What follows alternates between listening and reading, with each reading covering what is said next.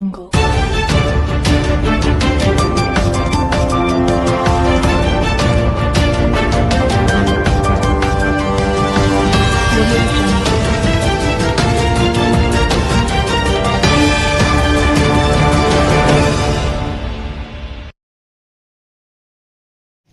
ಕೇಂದ್ರ ಸರ್ಕಾರದ ಅಧೀನದಲ್ಲಿರುವ ಸಿಬಿಎಸ್ಇ ಪರೀಕ್ಷಾ ಮೌಲ್ಯಮಾಪನ ವ್ಯವಸ್ಥೆಯಲ್ಲಿ ಗಂಭೀರ ಲೋಪಗಳು ಕಂಡುಬರುತ್ತಿದ್ದು, ರಿವ್ಯಾಲ್ಯೂಯೇಷನ್ ಪ್ರಕ್ರಿಯೆಯಿಂದ ವಿದ್ಯಾರ್ಥಿಗಳಿಗೆ ಅನ್ಯಾಯವಾಗುತ್ತಿದೆ ಎಂದು ಕಾಂಗ್ರೆಸ್ ಮುಖಂಡ ಹಾಗೂ ಕೊಪ್ಪಳ ಜಿಲ್ಲಾ 5 ಗ್ಯಾರಂಟಿ ಯೋಜನೆಗಳ ಅಧ್ಯಕ್ಷ ಶ್ರೀನಿವಾಸ್ ರೆಡ್ಡಿ ಆರೋಪಿಸಿದ್ದಾರೆ.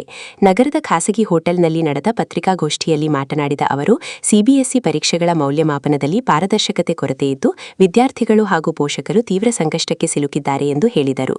ಕೊಪ್ಪಳ ಜಿಲ್ಲೆಯಲ್ಲಿಯೇ ಸುಮಾರು 15 ರಿಂದ 20 ಸಿಬಿಎಸ್ಇ ಶಾಲೆಗಳಿದ್ದು, 2025-26ನೇ ಶೈಕ್ಷಣಿಕ ವರ್ಷದಲ್ಲಿ 2000ಕ್ಕೂ ಅಧಿಕ ವಿದ್ಯಾರ್ಥಿಗಳು ಪರೀಕ್ಷೆಗೆ ಹಾಜರಾಗಿದ್ದಾರೆ.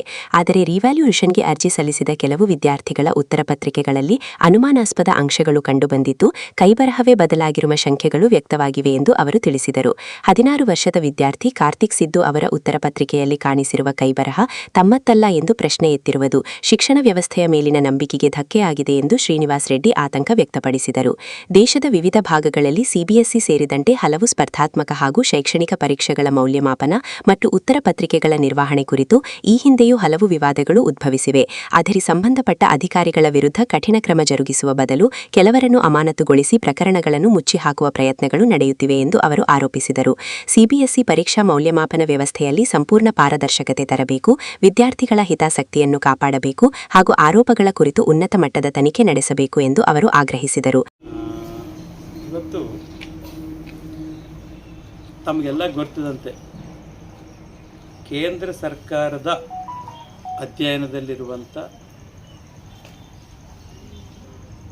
CBSE central board of secondary education ಏನು ಸೆಂಟ್ರಲ್ ಬೋರ್ಡ್ನಿಂದ ಸೆಂಟ್ರಲ್ ಗೌರ್ಮೆಂಟ್ನಿಂದ ಆಗುವಂಥ ಈ ಒಂದು ಸಿಬಿಎಸ್ಇ ಎಕ್ಸಾಮಿನೇಷನು ಇಡೀ ನಮ್ಮ ಇದು national level schools, national level examinations ಆಗ್ತವೆ ಇದು ಸಿಬಿಎಸ್ಇನಲ್ಲಿ. ನಮ್ಮ ಕೊಪ್ಪಳ ಜಿಲ್ಲೆಯಲ್ಲಿ ಈ ಒಂದು ಸಿಬಿಎಸ್ಇ ಸ್ಕೂಲ್ಸು ಸುಮಾರು 15 ರಿಂದ 20 ಇದ್ದಾವೆ. 15 ರಿಂದ 20 ಸುಮಾರು ಒಂದು 15 ರಿಂದ 2000 ವಿದ್ಯಾರ್ಥಿಗಳು ನಮ್ಮ ಕೊಪ್ಪಳ ಜಿಲ್ಲೆಯಲ್ಲೇ ಇದ್ದಾರೆ. ನಮ್ಮ ಕರ್ನಾಟಕದಲ್ಲಿ ಲಕ್ಷಾನುಗಟ್ಟಲೆ ಹುಡುಗರು. ಇವತ್ತು ನಾವು ಕರೆದ ಉದ್ದೇಶ, ಯಾವುದೇ ಒಬ್ಬ ವಿದ್ಯಾರ್ಥಿನಿ ಅವರು ಎಕ್ಸಾಮ್ ಬರೆದ್ರೆ, ಒಂದು ಪರೀಕ್ಷೆ ಬರೆದ್ರೆ, ಒಂದು ಈ ರೀತಿ ಆನ್ಸರ್ ಶೀಟ್ ಇರ್ತವೆ. ಈ ಆನ್ಸರ್ ಶೀಟು ಏನು ಮಾಡ್ತಾರೆ, ಎಕ್ಸಾಮಿನೇಷನ್ ಸೆಂಟರ್ನಲ್ಲಿ ಆನ್ಸರ್ ಶೀಟು ನಾವು ಒಂದು ತಗೊಂಡು ಎಕ್ಸಾಮ್ ಆದಮೇಲೆ ಈ ಆನ್ಸರ್ ಶೀಟನ್ನು ಈ ಆನ್ಸರ್ ಶೀಟು ನಾವು ಎಕ್ಸಾಮಿನರ್ ಕೊಡ್ತೀವಿ. ಎಕ್ಸಾಮಿನರ್ ಏನು ಮಾಡ್ತಾನೆ, ಎಲ್ಲಿ ಇವಾಲ್ಯುಯೇಷನ್ ಆಗ್ತದಲ್ಲ ಅಲ್ಲಿ ಈ ಪೇಪರ್ಸ್ ಆ ಸೆಂಟ್ರಿಗೆ ಕಳಿಸ್ತಾರೆ. ನಮಗೆಲ್ಲ ಗೊತ್ತಿದೆ. ಆದರೆ ಎಕ್ಸಾಮ್ ಕಟ್ ಮೇಲೆ ಏನು ಮಾಡ್ತಾರೆ, ಆ ಪೇಪರ್ಸು ಆಮೇಲೆ ನಮ್ಮ ಲೋಕಲಲ್ಲಿ ಅಲ್ಲಿ ಇಲ್ಲಿ ಸೆಲೆಕ್ಟ್ ಮಾಡ್ತಾರೆ. ಇವಾಲ್ಯುಯೇಷನ್ಗೆ ಒಂದು ಟೀಚರ್ ಸೀನಿಯಾರಿಟಿ ನೋಡ್ಕೊಂಡು ಆ ಟೀಚರ್ಸ್ನ ನಾವೇನು ಮಾಡ್ತಾರೆ ಅಂತಂದರೆ ಅಲ್ಲಿ ಇವಾಲ್ಯುಯೇಷನ್ ಕಳಿಸ್ತಾರೆ. ಎಲ್ಲಿ ಕಳಿಸ್ತಾರೆ ಅವರು, ಎಲ್ಲೆಲ್ಲಿ ಈ ಸೆಂಟರ್ ಸಿಬಿಎಸ್ಇ ಸೆಂಟರ್ಸ್ ಇದ್ದಾವೆ, ನಮ್ಮ ಸ್ಟೇಟ್ ಲೆವೆಲ್ ಕೂಡ ಇದ್ದಾವೆ ಸಿಬಿಎಸ್ಇ ಸೆಂಟರ್ಸ್, ಅಲ್ಲಿ ಈ ಪೇಪರ್ ಕಳಿಸ್ತಾರೆ. ಅಲ್ಲಿ ಆ ಟೀಚರ್ಸು ವಿತ್ ಹೈ ಸೆಕ್ಯೂರಿಟಿನಿಂದ ಇವಾಲ್ಯುಯೇಷನ್ ಮಾಡ್ತಾರೆ. ಇದೆಲ್ಲ ಹಳೆ ಸಂಪ್ರದಾಯ. ಆದರೆ ಈಗ ಇದು ಏನು ಮಾಡಿದೆ, OSM ಆನ್ ಸ್ಕ್ರೀನ್ ಮಾರ್ಕಿಂಗ್ ಅಂತೇಳಿ ಹೊಸ ಪದ್ಧತಿ ತಂದಾರೆ. ಅದು ಯಾವ ರೀತಿ ಅಂದರೆ, ಇವತ್ತು ಒಬ್ಬ ವಿದ್ಯಾರ್ಥಿ ಒಂದು ಎಕ್ಸಾಮಿನೇಷನ್ ಸೆಂಟರ್ನಲ್ಲಿ ಎಕ್ಸಾಮ್ ಬರೆದ ಮೇಲೆ ಆ ಎಕ್ಸಾಮಿನೇಷನ್ ಪೇಪರ್ಸ್ ಎಲ್ಲ ಕೂಡ ಒಂದು ಕಡೆ ಸೇರಿಸಿ ಅವೆಲ್ಲವನ್ನು ಕೂಡ ಸ್ಕ್ಯಾನಿಂಗ್ ಮಾಡಿ ಎಲ್ಲಿ ಇವಾಲ್ಯುಯೇಟ್ ಮಾಡ್ತಾರಲ್ಲ ಅಲ್ಲಿ ಕಳಿಸಿ ಅಲ್ಲೊಂದು ಸ್ಕ್ರೀನ್ ಇಡ್ತಾರೆ. ಆ ಸ್ಕ್ರೀನಿಂದ ನೀವು ಮಾರ್ಕ್ಸ್ ಎವಾಲ್ಯುಯೇಷನ್ ಮಾಡ್ತಾರೆ. ಆ ಸಿಸ್ಟಮ್ ಮಾಡೋದು ಇದು ಒಂದು ಫ್ರಾಡ್ ಸಿಸ್ಟಮ್. ಇದೊಂದು ಹುಡುಗರಿಗೆ ಏನು ವಿದ್ಯಾರ್ಥಿನಿಯರಿಗೆ ಮೋಸ ಮಾಡ್ತಾ ಇದೆ.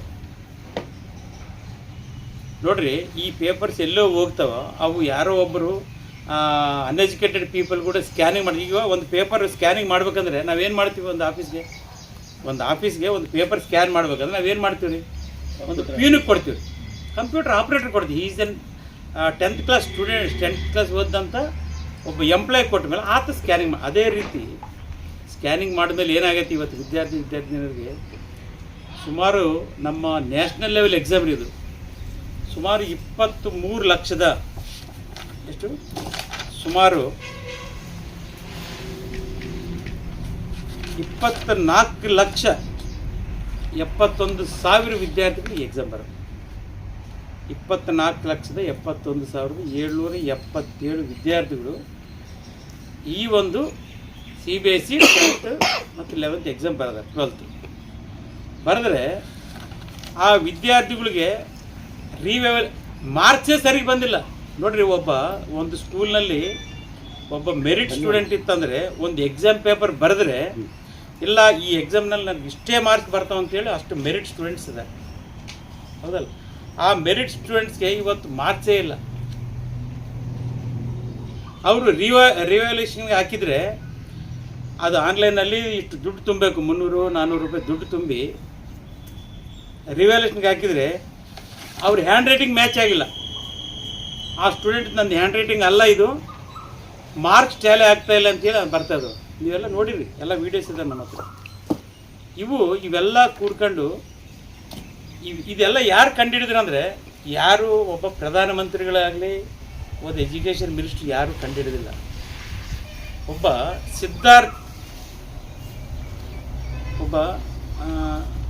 ಸಿದ್ಧಾರ್ಥ ಅಂತೇಳಿ ಒಬ್ಬ ಹುಡುಗ, ಆ ಹುಡುಗ ಇವ್ರು ಕಂಡುಹಿಡಿದ.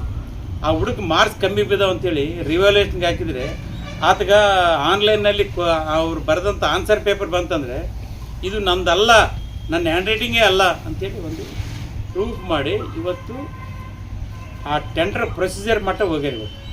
ಇದಕ್ಕೆಲ್ಲ ಕೇವಲ ಇದೊಂದು ಸೆಂಟ್ರಲ್ ಗೌರ್ಮೆಂಟ್ ನರೇಂದ್ರ ಮೋದಿ ಅವರ ಸರ್ಕಾರ, ಎಜುಕೇಷನ್ ಮಂತ್ರಿಗಳಾದಂಥ ಧರ್ಮೇಂದ್ರ ಪ್ರಧಾನ್ ಅವರು, CBSE ಬೋರ್ಡ್ನವರು, ಇವರೆಲ್ಲರೂ ಕುಮ್ಮಕ್ಕಿನಿಂದ ಇವತ್ತು ವಿದ್ಯಾರ್ಥಿನಿಯರಿಗೆ ಅನ್ಯಾಯ ಆಗಿದೆ. ಇವತ್ತು ನಮ್ಮ ಪಕ್ಷ, ನಮ್ಮ ಕಾಂಗ್ರೆಸ್ ಪಕ್ಷ ಲೋಕಸಭೆಯಲ್ಲಿ ವಿರೋಧ ಪಕ್ಷ ನಾಯಕರಾದಂಥ ಸನ್ಮಾನ್ಯ ಶ್ರೀ ರಾಹುಲ್ ಗಾಂಧಿ ಅವರು ಪ್ರತಿದಿನ ಈ ಒಂದು ವಿದ್ಯಾರ್ಥಿಗಳ ಬಗ್ಗೆ ಹೋರಾಟ ಮಾಡ್ತಾ ಇದ್ದಾರೆ. ನಮ್ಮ ಪಕ್ಷ ಕೂಡ ಇವತ್ತು ಈ ವಿದ್ಯಾರ್ಥಿಗಳ ಪರವಾಗಿ ನಾವಿವತ್ತು ನಿಂತಿದ್ದೀವಿ. ಇದು ಈಗ ನೋಡ್ರಿ, 2024ನಲ್ಲಿ ನೀಟ್ ಎಕ್ಸಾಮಿನೇಷನ್ ಗೋಲ್ಮಾಲ್ ಆಗಿತ್ತು. ನಾನು ಕೂಡ ತಮ್ಮ ಹತ್ರ ಎಲ್ಲ ಪ್ರೆಸ್ ಮೀಟ್ ಮಾಡಿದ್ವಿ. 26 ಆದಮೇಲೆ ಮತ್ತೆ ನೀಟ್ ಎಕ್ಸಾಮ್ ಪೇಪರ್ಸ್ ಲೀಕ್ ಆಗಿಬಿಟ್ಟು, ಲೀಕ್ ಆದಮೇಲೆ ಅಗೇನ್ ಮತ್ತೆ ಮೇ 21ನೇ ತಾರೀಕು ಮತ್ತೆ ರೀ ಎಕ್ಸಾಮಿನೇಷನ್ ಮಾಡಿದರು. ಸುಮಾರು 22 ಲಕ್ಷ ವಿದ್ಯಾರ್ಥಿಗಳು ತೊಂದರೆ ಆಗಿದೆ ಅವ್ರಿಗೆ. ಅಲ್ಲಿ ಕೂಡ ಮೆರಿಟ್ ಪ್ರಾಬ್ಲಮ್ನಿಂದ ಅವ್ರಿಗೆ ಆಗಿದೆ. ಅದಾದಮೇಲೆ ಮತ್ತೆ ಇದೊಂದು ಸುಮಾರು 89 ಸಲ ಈ ಸರ್ಕಾರ ಬಂದ ಮೇಲೆ, ಕೇಂದ್ರ ಸರ್ಕಾರ 89 ಟೈಮ್ಸ್ ಪೇಪರ್ ಲೀಕ್ ಆಗಿದೆ. ಅಂದರೆ ಟ್ರಾನ್ಸ್ಪರೆನ್ಸಿ ಇಲ್ಲ ಏನ್ರಿ, ಟ್ರಾನ್ಸ್ಪರೆನ್ಸಿನೇ ಇಲ್ಲ. ಈಗ ಏನಾಗಿದೆ, ವಿದ್ಯಾರ್ಥಿಗಳಿಗೆ ಭಯ ಆಗಿದೆ. ನಾನಿವತ್ತು ಈ ಎಕ್ಸಾಮಿನೇಷನ್ ಬರಿತೀನಿ, ನಾನು ಕರೆಕ್ಟಾಗಿ ಆನ್ಸರ್ ಬರ್ದೀನಿ, ಆದರೆ ನನಗೆ ಕರೆಕ್ಟಾಗಿ ಅಷ್ಟು ಮಾರ್ಕ್ಸ್ ಬರ್ತಾವೋ ಇಲ್ಲ ಅಂತೇಳಿ ಡೌಟ್ ಬಂದಿದೆ. ಸುಮಾರು 1 ಬಿಲಿಯನ್ ಸ್ಟೂಡೆಂಟ್ಸ್ಗೆ ಇವತ್ತು ಡೌಟ್ ಬಂದಿದೆ. ನೋಡ್ರಿ, ಇದಾದಮೇಲೆ ಇದೇನು ಮಾಡಿದರು, ಈಗ ಯಾವುದಾದ್ರೂ ಒಂದು 10ನೇ ಕ್ಲಾಸು ಇಲ್ಲಾಂದರೆ PUC ರಿವ್ಯಾಲ್ಯೂಷನ್ ಮಾಡಬೇಕಂತಂದರೆ ಸುಮಾರು 1,000, 2,000, 3,000 ಈ ರೀತಿ ಹೋಗ್ತಾರೆ. 11,31,921 ಸ್ಟೂಡೆಂಟ್ಸ್ ಆನ್ಸರ್ ಪೇಪರ್ ರಿವ್ಯಾಲ್ಯೂಷನ್ಗೆ ಅಪ್ಲೈ ಮಾಡ್ಯಾರ. 11,31,961 students answer paper revaluation. 50% of the students ಕೇಳ್ತಾ ಇದ್ದಾರೆ. ಈಗ ನಂಬಿಕೆನೇ ಇಲ್ಲ. ಇವತ್ತು CBSE ಬೋರ್ಡ್ ನೋಡ್ರಿ, ಮೊನ್ನೆ CBSE ಬೋರ್ಡ್ ಚೇರ್ಮನ್ನ CBSE ಸೆಕ್ರೆಟರಿನ ಟ್ರಾನ್ಸ್ಫರ್ ಮಾಡ್ರಿ ಮೊನ್ನೆ. ಆದರೆ ನೀಟ್ ಎಕ್ಸಾಮ್ನಲ್ಲಿ ಯಾರು ಡೈರೆಕ್ಟರ್ ಜನರಲ್ ಇದಾನಲ್ಲ, ಒಬ್ಬ ಜೋಶಿ ಅಂತೇಳಿ, ಪ್ರವೀಣ್ ಕುಮಾರ್ ಜೋಶಿ, ಆತನ ಟ್ರಾನ್ಸ್ಫರ್ ಮಾಡಲೇ ಏನು ಮಾಡಿಲ್ಲ. ನೀಟ್ ಎಕ್ಸಾಮ್ ಫ್ರಾಡ್ ಮಾಡಿದ ನಾವು. ಇಷ್ಟು ಲಕ್ಷ ವಿದ್ಯಾರ್ಥಿಗಳು, ಇವೆಲ್ಲ CBSE ಅಂತಲೇ ಒಂದು ಹೈ ಲೆವೆಲ್ ಎಜುಕೇಷನ್ ಇದು. ಇದು ಸ್ಟೇಟ್ ಸಿಲೆಬಸ್ಗೂ ಸೆಂಟ್ರಲ್ಸ್ಗೂ ಅಜಗಜಾಂತರ ವ್ಯತ್ಯಾಸ ಇದೆ. ಭಾಳ ಹೈ. ಸ್ಟೂಡೆಂಟ್ಸು ಎಷ್ಟು ಕಷ್ಟಪಡಬೇಕು ಬರ್ತಿರೋದು. ಈ ಒಂದು ಸ್ಟೂಡೆಂಟ್ಸ್ಗೆ ಭಾಳಷ್ಟು ಕಷ್ಟಪಟ್ಟಿದ್ರೆ ಮಾತ್ರ ಇದರಲ್ಲಿ ಸಕ್ಸಸ್ ಆಗೋಕ್ಕೆ ಕಾರಣ. ಅದರಲ್ಲಿ ಈ ಒಂದು ಆನ್ ಸ್ಕ್ರೀನ್ ಮಾರ್ಕಿಂಗ್ ಕಂಪ್ನಿ ಏನಿದೆಯಲ್ಲ, ಒಂದು ಟೆಂಡರ್ ಪ್ರೊಸೆಸ್ ಇರ್ತಿರೋದು. ಇದೇನಂದರೆ ಫಸ್ಟು 2014ರಲ್ಲಿ ಗ್ಲೋಬ್ರಿನಾ ಅಂತೇಳಿ ಒಂದು ಕಂಪ್ನಿ ಇದೆ. ಆ ಗ್ಲೋಬ್ರಿನಾ ಕಂಪ್ನಿಯವ್ರು ಏನು ಮಾಡಿಬಿಟ್ರು, ಈ ರೀತಿ SSLC ಎಕ್ಸಾಮ್ನಲ್ಲಿ ಈ ಒಂದು ಮಾಲ್ ಪ್ರಾಕ್ಟೀಸ್ ಮಾಡಿ, ಇದಾದಮೇಲೆ ಅವ್ರನ್ನ ಬ್ಲ್ಯಾಕ್ ಲಿಸ್ಟ್ ಮಾಡಿ ಕೋರ್ಟ್ಗೆ ಹೋಗಿ ಸುಮಾರು ವಿದ್ಯಾರ್ಥಿಗಳು ಆತ್ಮಹತ್ಯೆ ಮಾಡ್ಕೊಂಡ್ರೆ ಆ ಟೈಮಲ್ಲಿ. ಆವಾಗ ಅದು ರದ್ದಾದಮೇಲೆ ಮತ್ತೇನು ಮಾಡಿಬಿಟ್ರು ಅವರು, ಈ ಗ್ಲೋಬ್ರಿನಾ ಕಂಪ್ನಿಯವರು ಕೋಯೆಂಟ್ ಅಂತೇಳಿ ಹೆಸರು ಮಾಡ್ಕೊಂಬಿಟ್ರು. ಕೋಯೆಂಟ್ ಅಂತೇಳಿ ಹೆಸರು ಮಾಡಿ ಮತ್ತೆ ಅವರೇ ರಾಮಪ್ಪ ಇದ್ದಿದ್ದು ಭೀಮಪ್ಪ, ಈ ರೀತಿ ಹೆಸರು ಚೇಂಜ್ ಮಾಡಿ ಈ ಒಂದು ಕಂಪ್ನಿಯವ್ರಿಗೆ ಮತ್ತೆ ಎಗೇನ್ ಅದೇ ಕಂಪ್ನಿಯವ್ರು ಟೆಂಡರ್ ಕೊಡ್ತಾರೆ. ಅಂದರೆ ಸರ್ಕಾರ ಖಾಸಗಿಯವ್ರು ಕೊಟ್ಟಿದ್ದಕ್ಕೆ ಪ್ರಾಬ್ಲಮ್ ಆಗುತ್ತೆ. ಖಾಸಗಿಯವ್ರು ಕೊಟ್ಟಿದ್ದು ಮತ್ತು ಅಲ್ಲಿರುವಂಥ ಎಜುಕೇಷನ್ ಸಿಸ್ಟಮ್ ಫೇಲ್ಯೂರು, ಈ CBSE ಫೇಲ್ಯೂರ್ ಕಾರಣ ಒಂದು ಪ್ರಧಾನಮಂತ್ರಿ ನರೇಂದ್ರ ಮೋದಿ ಅವರು ಏನ್ರಿ ಮಿನಿಸ್ಟ್ರಿ ಆಫ್ ಎಜುಕೇಷನ್, CBSE ಚೇರ್ಮನ್ನು, ಇವರೆಲ್ಲರ ಕಾರಣ. ಆಮೇಲೆ ಸರಿಗೆ ಎವಾಲ್ಯೂಯೇಷನ್ನೇ ಮಾಡಿಲ್ಲ.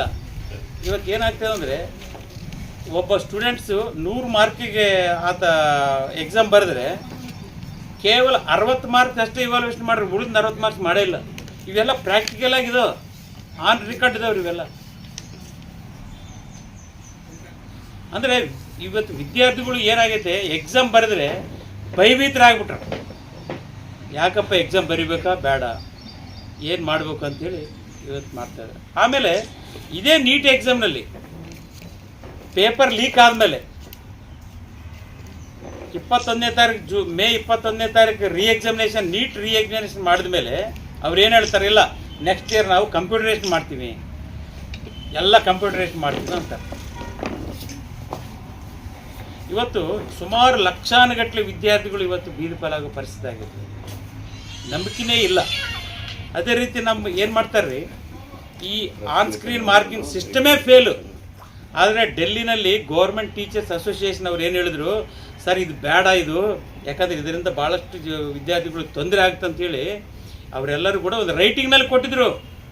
CBSE ಚೇರ್ಮನ್ಗೆ ರೈಟಿಂಗ್ನಲ್ಲಿ ಕೊಟ್ಟಾರ್ರಿ, ಇದು ಬೇಡ ಅಂತಂದ್ರೂ ಕೂಡ ಅವ್ರು ಇಂಪ್ಲಿಮೆಂಟ್ ಮಾಡ್ಯಾರ. ಆದರೆ ಇದೇನಾಗಿದೆ, ಈ ಆನ್ ಸ್ಕ್ರೀನ್ ಮಾರ್ಕಿಂಗ್ ಸಿಸ್ಟಮ್ ಏನಿದೆಯಲ್ಲ, ಇದು 2014ರಲ್ಲಿ ಆಗಿದೆ. 2014ರಲ್ಲೇ ಅವರು ಇಂಟ್ರೊಡ್ಯೂಸ್ ಮಾಡಿದರು. ಇಂಟ್ರೊಡ್ಯೂಸ್ ಮಾಡಿದ ಮೇಲೆ ಅವತ್ತು ಸ್ಕ್ರೀನಿಂಗ್ ಟೆಕ್ನಾಲಜಿ ಇಲ್ಲ. ಸ್ಕ್ರೀನಿಂಗ್ ಟೆಕ್ನಾಲಜಿ ಇಲ್ಲದಕ್ಕೆ ಏನು ಮಾಡಿಬಿಟ್ರು, 2026ರಲ್ಲಿ ಇಂಟ್ರೊಡ್ಯೂಸ್ ಮಾಡಿ ಸರಿಗೆ ಗೈಡೆನ್ಸ್ ಇಲ್ಲ. ಎವಾಲ್ಯೂಯೇಷನ್ ಮಾಡೋರು ಹೋಗಿದ್ರೆ ಅವ್ರಿಗೆ ಸರಿಗೆ ಸರ್ವರ್ ಪ್ರಾಬ್ಲಮ್ಮು, ಇವೆಲ್ಲ ಪ್ರಾಬ್ಲಮ್ಮು. ಹೆಂಗೆ ಮಾಡ್ತಾರೆ? ಇವಾಲ್ಯೂಯೇಷನ್ ಮಾಡೋರು ಕೂಡ ಭಯಭೀತರಾಗ್ಬಿಟ್ರೆ, ಟ್ರೈನಿಂಗೇ ಇಲ್ಲ, ಒಂದು ಟ್ರೈನಿಂಗೇ ಇಲ್ಲ. ನೋಡ್ರಿ, ಇವತ್ತು ಯಾರು ಕೂಡ ಒಂದು CBSE ಎಜುಕೇಷನ್ ಸೆಂಟರ್ಸು, ಎಜುಕೇಷನ್ ಮಾಲೀಕರು ಯಾರು ಕೂಡ ಮಾತಾಡ್ತಾ ಇಲ್ಲ. ಯಾರಾದರೂ ಪ್ರೆಸ್ ಮೀಟ್ ಮಾಡಿದರೆ ಹಿಂಗಾಗೈತೆ ನಮ್ಮ ತೊಂದರೆ, ಯಾರು ಮಾತಾಡೋಂಗಿಲ್ಲ ಅಲ್ವಾ. ಮತ್ತು ಈ ಒಂದು ಕೋಯೆಂಟ್ ಕಂಪ್ನಿ ಏನಿದೆ ಅಲ್ಲ, ಈ ಕೋಯೆಂಟ್ ಕಂಪ್ನಿ ಏನಂತಂದರೆ, ಆ ಕಂಪ್ನಿಯವರೇ ಈ ಒಂದು ಆನ್ಲೈನ್ ಸ್ಕ್ರೀನಿಂಗ್ ಕಾಂಟ್ರಾಕ್ಟ್ ಕೊಟ್ಟಾರೆ ಅವ್ರಿಗೆ. ಆಮೇಲೆ ಈ ಕಂಪ್ನಿಯವ್ರ ಹೆಸರು ಮೇಲೆ ಭಾಳಷ್ಟು ಕಂಡೀಷನ್ ಇದಾವೆ. ಟೆಂಡರ್ ಆಗಬೇಕಂದ್ರೆ ಅವ್ರ ಕಂಪ್ನಿಗೆ ಹೋಗ್ಬೇಕಂತೇಳಿ ಎಲ್ಲ ನಾರ್ಮ್ಸ್ ಏನಿದಾವಲ್ಲ, ಆ ನಾರ್ಮ್ಸು, ಆ ನಾನು TCS ಅಂತೇಳಿ ಒಂದು ಇಷ್ಟೇ ಪೀರಿಯಡ್ ಅಂತೇಳಿ ಇರ್ತೀರಿ, ಎರಡು ವರ್ಷ ಇದ್ದಿದ್ದು 1 ವರ್ಷ ಮುಗಿಸ್ಬಿಟ್ರು. CMM maturity level, CMMI maturity level ಕೂಡ ಕಡಿಮೆ ಮಾಡಿಬಿಟ್ರು. ಸೆಟ್ಲ್ ಮಾಡಿ ಅವ್ರಿಗೆ ಕೊಡಬೇಕು. ಇದೊಂದು ಹೈದ್ರಾಬಾದ್ ಕಂಪ್ನಿ, ತೆಲಂಗಾಣದಲ್ಲಿ ಹೈದ್ರಾಬಾದ್ ಕಂಪ್ನಿ. ಆ ಹೈದ್ರಾಬಾದ್ ಕಂಪ್ನಿ ಮತ್ತು ಸೆಂಟ್ರಲ್ ಗೌರ್ಮೆಂಟ್ ಇರುವಂಥ ಎಜುಕೇಷನ್ ಮಿನಿಸ್ಟರು, ಆ CBSE ಚೇರ್ಮನ್, ಇವರೆಲ್ಲರೂ ಕುಮ್ಮಕ್ಕಿಂದ ಅದೇ ಕಂಪ್ನಿಯವರು ಟೆಂಡರ್ ಕೊಟ್ಟು ಈ ರೀತಿ ಆಗಿದೆ. ಕೇವಲ ಇದೆಲ್ಲ ಪ್ರೊಸೆಸ್ 60 ದಿನ.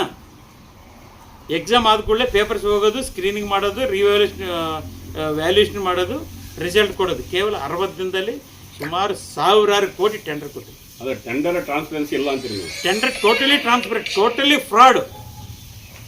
ಹೈದ್ರಾಬಾದ್ ಕಂಪನಿ, ಆ ಕಂಪನಿಯವರು ಕೇಸ್ ಆಗಿದ್ದಾವೆ, ಆಮೇಲೆ ಅವ್ರ ಮೇಲೆ FIRಗಳು ಆಗಿದ್ದಾವೆ ಅಂತೇಳಿ ಏನು ಮಾಡಿದ್ರು, ಹೆಸರು ಚೇಂಜ್ ಮಾಡಿದರು. ಗ್ಲೋಬ್ರಿನಿಂದ EMT ಅಂತೇಳಿ ಒಂದು ಕಂಪನಿ, ಅದು 2019ರಲ್ಲಿ ಇಂಟ್ರೊಡ್ಯೂಸ್ ಆಗಿದೆ. ಆ ಕಂಪನಿಯವರೇ ಇವತ್ತು ಈ ವಿದ್ಯಾರ್ಥಿಗಳಿಗೆ ವಿದ್ಯಾರ್ಥಿಗಳು ಅನ್ಯಾಯ ಮಾಡಿದ್ದು ಈ ಕಂಪನಿ. ಈ ಸಂದರ್ಭದಲ್ಲಿ ಕಾಂಗ್ರೆಸ್ ಪಕ್ಷದ ಮುಖಂಡರು, ಕೊಪ್ಪಳ ಜಿಲ್ಲಾ ಸಹಕಾರ ಸಂಘದ ಸದಸ್ಯ CH ಸತ್ಯನಾರಾಯಣ, ವೆಂಕೋಬ, ನಿರುಪಾದಪ್ಪ, ಕಾರಟಗಿ ಬ್ಲಾಕ್ ಕಾಂಗ್ರೆಸ್ ಪ್ರಧಾನ ಕಾರ್ಯದರ್ಶಿ ಶ್ರೀಕಾಂತ್ ಹಿರೇಮಠ, ವಿವಿಧ ಸಂಘಟನೆಗಳ ಪ್ರತಿನಿಧಿಗಳು ಹಾಗೂ ಕಾರ್ಯಕರ್ತರು ಉಪಸ್ಥಿತರಿದ್ದರು.